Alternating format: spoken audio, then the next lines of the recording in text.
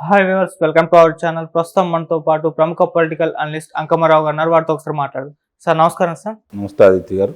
Sir, మంత్రి విడుదల రజనీ గారి కార్యాలయం పైన ఇటు టీడీపీ జనసేన కార్యకర్తలు దాడి చేశారు, అందుకే పోలీసులు కూడా వాళ్ళని కొంతమందిని అదుపులోకి తీసుకున్నారు అని చెప్పేసి నిన్న వార్తలు వచ్చాయి, చూసాం కూడా. రజనీ గారు కూడా ఒక ప్రెస్ మీట్ పెట్టి చెప్పడం కూడా చూస్తున్నాం, ఇదంతా కావాలనే చేశారని. ఏంటి సార్, ఎందుకు, మరి ఏంటి, ఇది నిజం ఉందా ఈ వార్తలో? మీ ఒపీనియన్ ఏంటి సార్ దీనిపైన? అంటే ప్రస్తుతం వాళ్ళు అధికారంలో ఉన్నారు, వాళ్ళ మాటే అధికారులు వింటారు, వాళ్ళు చెప్పిందే జరుగుతుంది. ఓకే. బాధితులే ఈరోజు బాధపడాల్సిన పరిస్థితి కనపడుతుంది. దాడి చేస్తున్నారు అధికార పార్టీ వాళ్ళు. దాడికి గురైన వాళ్ళు వెళ్ళి రక్షక భటుల దగ్గరికి వెళ్ళి వారి యొక్క ఫిర్యాదు ఇవ్వబోతే తిరిగి వీళ్ళ మీదే బనాయించేసి వాళ్ళని ఇబ్బంది పెడతాం కూడా చూస్తూనే ఉన్నాం మనం. కాబట్టి అక్కడ ఏం జరిగింది ఏంటనేది మరి సీసీ కెమెరాల్లో చాలా స్పష్టంగానే ఉంటుంది, ఎందుకంటే గుంటూరు నగరం కాబట్టి ఉంటుంది. మరి ఆ కుర్రవాడు పచ్చ చొక్కా వేసుకున్నాడని మరి వాళ్ళ యొక్క సంబంధించిన కుటుంబీకులు భార్య అనుకుంటాను, ఆమె వచ్చేసి కూడా చెప్పడం కూడా జరుగుతూ ఉంది. పచ్చ చొక్కా వేసుకుంటే తప్ప, దానివల్ల మాకు ఆ స్వాతంత్రం లేదా, జరిగిందో మరి అక్కడ ఆయన చేతిలో రాయి ఉందా లేకపోతే కర్ర ఉందా కత్తి ఉందా అని చెప్పి ఆమె అడుగుతుంది కూడా మనం చూస్తూనే ఉన్నాం.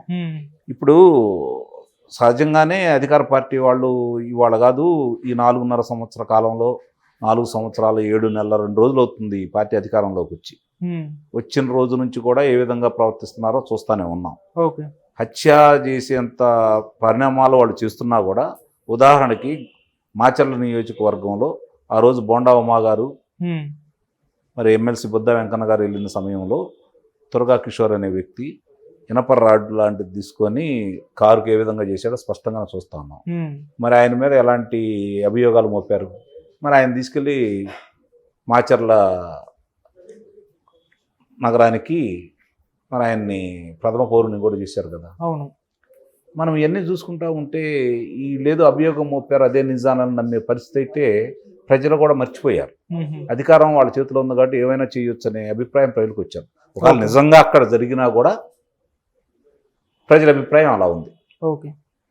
అసలు ఇంకోటి ఇక్కడ ఆలోచించుకోవాల్సింది, ఇంకా అక్కడ ఎవరి స్థానమో తెలియదు, ఆమెను మాత్రం నియమించుకోవడం కూడా జరిగింది. ఆమె వచ్చినందువల్ల ఇక్కడికి వచ్చిన నష్టం అయితే ఏం లేదు కదా, వీళ్ళు వెళ్ళి దాడి చేయాల్సిన అవసరం అయితే ఉంటుందని అయితే నేనైతే భావించట్లేదు. అక్కడ ఏం జరిగింది అనేది కొంచెం ఇంకొన్ని వివరాలు బయటకు వచ్చిన తర్వాత మనం మాట్లాడుకుంటే బాగుంటుంది. నాకు తెలిసినంత వరకు తెలుగుదేశం పార్టీ జనసేన వెళ్ళి దాడి చేసేంత పరిస్థితులు అక్కడ ఉంటాయి అయితే నేనైతే భావించట్లేదు. ఎన్నికలు చాలా సమయం ఉంది కాబట్టి ఇలాంటి సంఘటనలు మనం ఇంకా ఆంధ్ర రాష్ట్రం చాలా చూడాల్సి వస్తుంది. ఇప్పుడు ప్రజలందరూ కూడా ఏం ఆలోచిస్తున్నారు అంటే, రేపు ఎన్నికలు సుజావుగా సాగుతాయా, వీళ్ళు సాగనిస్తారా, ఇలాంటి దౌర్జన్యాలు చేయకుండా ఉంటారా అనే ఆలోచనలో ఉన్నారు. కానీ దాన్ని ఎలా అదుపు చేయాలనే దాని విషయంలో అధికారులు కూడా వాళ్ళ మాట వింటున్నారు కాబట్టి చిన్న చిన్న సంఘటనలు జరిగినా పెద్ద సంఘటనలు జరిగినా కూడా దానికి నిజమైన బాధ్యతలే శిక్షార్హులుగా మారుతున్నారు కాబట్టి వాళ్ళు చాలా మనస్తాపంతో ఉన్నారు ఈరోజు పరిస్థితుల్లో. ఈరోజు రజనీ గారు మాట్లాడారంటే రజనీ గారు అలానే మాట్లాడతారు, ఎందుకంటే వాళ్ళకు జరిగిన దాంట్లో కూడా మరి గతంలో చూసుకుంటా ఉంటే వివేకానంద రెడ్డి గారు లాంటి గొప్ప వ్యక్తిని హత్య చేస్తే అది తీసుకుని వెళ్ళి నారాసుర రక్షిస్తారు అని చెప్పారు. కాబట్టి వాళ్ళు చెప్పింది నమ్మాల్సిన అవసరం అయితే నేను ఉందని భావించట్లేదు. ఓకే సార్, అంటే టీడీపీ జనసేన కార్యకర్తలు చేశారా లేదా అని పక్కన పెడితే ప్రచారంలో మాత్రం వీళ్ళే చేశారని ఉంది.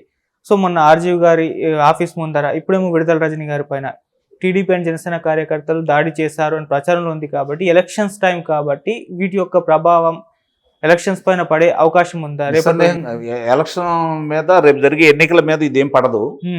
కాకపోతే ఏంటంటే ఇలాంటి వాళ్ళందరి మీద ముందుగా వాళ్ళు కొంతమందిని గుర్తించేసి సంఘటన స్థలంలో లేకపోయినా కూడా వాళ్ళ మీద ఇలాంటి అభియోగాలు మోపి రేపు పొద్దున ఎన్నికల్లో వాళ్ళు అక్కడ ఉన్నటువంటి వాళ్ళ ఎవరైతే ఉంటారో ఎన్నికలకు సంబంధించి గ్రామాల్లో కావచ్చు పట్టణాల్లో కావచ్చు ఆ రోజు వీళ్ళ ప్రతినిధులుగా వీళ్ళు ఉండకూడదనే ఉద్దేశంతో వాళ్ళు ఇలాంటి పన్నాగాలు పన్నుతున్నారు అనేది గత 3 సంవత్సరాల నుంచి వినిపిస్తున్నటువంటి వార్తలే, కొత్తగా మనం అనుకోవాల్సిన పనే లేదు. సంఘటనల ప్రదేశంలో లేకపోయినా దూర ప్రాంతాల్లో ఉన్న వాళ్ళని కూడా దాంట్లో భాగస్వాములుగా చేసేసి వాళ్ళ పేర్లు కూడా నమోదు చేస్తూనే ఉన్నారు. కాబట్టి ఇట్లాంటి అనేది సహజమైపోయింది ఈ ప్రభుత్వంలో. నిజంగా జరిగినా కూడా ఈరోజు మనం మాట్లాడుకున్నట్టుగా నిజంగా అక్కడ అట్లా జరిగినా కూడా నమ్మలేని పరిస్థితి ఈరోజు ఈ ప్రభుత్వమే కల్పించింది. ఓకే. ఇప్పుడు మీరన్నట్టు ఏ అవసరం వాళ్ళకి చెప్పండి. ఈరోజు ఆర్జీవి మీద రామ్ గోపాల్ గారి ఇంటి మీదకి వెళ్ళారంటే ఒక అర్థం ఉంది. ఇప్పుడు ఆయన ప్రచారానికి సంధించినటువంటి దాన్ని చూసుకుంటా ఉంటే చిత్రంలో దానికి సంబంధించినటువంటి ప్రచార కల్పించడానికి ఆయన విడుదల చేసినట్టు చూసుకుంటా ఉంటే కొన్ని కనపడుతున్నాయి కాబట్టి వెళ్ళారు. ఓకే, వెళ్ళారు కాబట్టి వీళ్ళ అభిమానులు గోల చేసింది నిజం కాబట్టే న్యాయమూర్తులు చూసి ఇంత అన్యాయంగా చిత్రాలు నిర్మిస్తారని చెప్పని కనీసం ఎక్కడ కూడా ఆ చిత్రం విడుదల కాకుండానే చూశారు కదా. అవును, అంటే అక్కడ న్యాయం అయితే కనపడింది కదా మీకైనా కూడా. వెళ్ళిన వాళ్ళ గురించి మాట్లాడుతున్నారు తప్ప అక్కడ జరిగిన దానికి స్పష్టంగా కనపడతానే ఉంది కదా. మనోభావాలు దెబ్బతీసే విధంగా వాళ్ళు ప్రవర్తిస్తున్నారు కదా. కాబట్టి అది రామ్ గోపాల్ గారికి సంబంధించిన విషయం. అక్కడ వీళ్ళ తప్పు అయితే లేదు కదా. ఇంటి మీదకి వెళ్ళారనేది పొరపాటే కావచ్చు కానీ ఆ జరుగుతున్న పరిణామాలకి మరి ఎట్లా మరి సర్టిఫికెట్ వాళ్ళకి ఇస్తారు? అనుమతి పత్రం ఇవ్వకూడదు కదా. మరి ఎలా ఇస్తున్నారు? ఏ శక్తులు ఇప్పిస్తున్నాయి? ఇది కూడా ఆలోచిస్తున్నారు కదా ఈరోజు ప్రజలు. ఇప్పుడు ఇక్కడ రజనీ గారి దగ్గరికి వచ్చేసరికి ఆమె ఇప్పటికి వచ్చారు. ఇప్పుడు వాళ్ళు కార్యాలయాన్ని ఈరోజు ప్రారంభించారు, 1వ తారీఖు కాబట్టి ప్రారంభించాలనుకున్నారు. అన్ని హంగులతో తయారు చేసుకున్నారు. ఇవాళ ఉన్న పరిస్థితుల్లో నువ్వు మంత్రివై ఉండి నీ ఇంటి మీదకి వచ్చి నీ కార్యాలయం మీదకి వచ్చేసి దౌర్జన్యం చేసే పరిస్థితుల్లో తెలుగుదేశం పార్టీ వాళ్ళు ఉన్నారా? అంటే మీకు సైన్యం లేదా? మీకు రక్షబొట్లు లేరా? అక్కడ పరిశీలించట్లేదా? అంటే అంత బేలగా ఉన్నారా అని కూడా ఆలోచించుకోవాలి.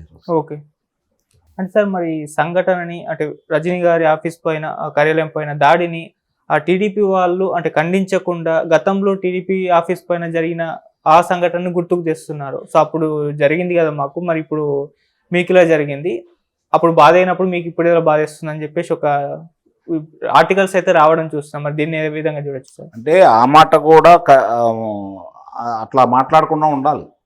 దాంట్లో నేనే వాళ్ళని కూడా సమర్థించట్లా. మరి ఆ రోజు కేంద్ర కార్యాలయం మీద దేవాలయం లాంటి ఏ పార్టీకైనా దేవాలయం లాంటి కేంద్ర కార్యాలయం అంటే అవును, మరి ఆ కార్యాలయం మీద మరి ఏ విధంగా దాడి చేశారో ఎంత విధ్వంసం చేశారో చూస్తూనే ఉన్నారు. దీన్ని పోల్చడం అనేది వాస్తవం కూడా కాదు. ఎందుకంటే ఆ రోజు వాళ్ళు చేసిన కార్యక్రమాలు చాలా దారుణమైనవి, అందుట్లో సందేహమే లేదు. అధికారంలో వాళ్ళు ఉండబట్టి వాళ్ళు చేసింది చెల్లుబాటు అయింది. ఓకే, ఇప్పుడు ఏంటంటే అధికారం పోతుంది అనేది నిర్ణయానికి వాళ్ళు వచ్చారు. ఇప్పుడు అక్కడ ఆమె అన్న రెచ్చగొట్టే వ్యాఖ్యలు చేసి ఉంటేను, ఆమెను ఎవరన్నా ఇబ్బంది పెట్టుంటేనో వాళ్ళు ఇల్లు ఏదైనా చేశారంటే ఒక అర్థం ఉంది. ఇప్పుడు కొంతమంది మీరు అన్నారు కదా, కొంతమంది ఏమనుకుంటున్నారంటే లేదు ఆమె రావడం ఇష్టం లేని ప్రస్తుతం వైఎస్ఆర్సీపీ పార్టీలో వాళ్ళు ఉండేవాళ్ళు వాళ్ళే చేసి ఉండొచ్చు కదా అని చెప్పి అంటున్నారు. నిజమేంత అందుకే నేను అన్నాను, నిజాలు అనేవి రేపు పొద్దున విచారంలో కానీ అంటే పారదర్శకంగా జరుగుతాయి అని నమ్మకం అయితే లేదు. ఈ విచారంలో సాక్ష్యాధారాలు కావాలి కాబట్టి ముందుగా అభియోగాలు అయితే మోపుతారు. తీసుకెళ్లి 14 రోజులు కారాగారంలో పెట్టడానికి అవకాశం ఉంటుంది తప్ప సాక్ష్యాలు ఉండవనేది నేను భావిస్తున్నాను. నిజంగా సాక్ష్యాలు ఉండి వాళ్ళు ఇంకా కార్యాలయం మీదకి వెళ్ళి దాడి చేస్తే అది ఎవరినైనా ఖండించాల్సిందే కదా మనం. అవును.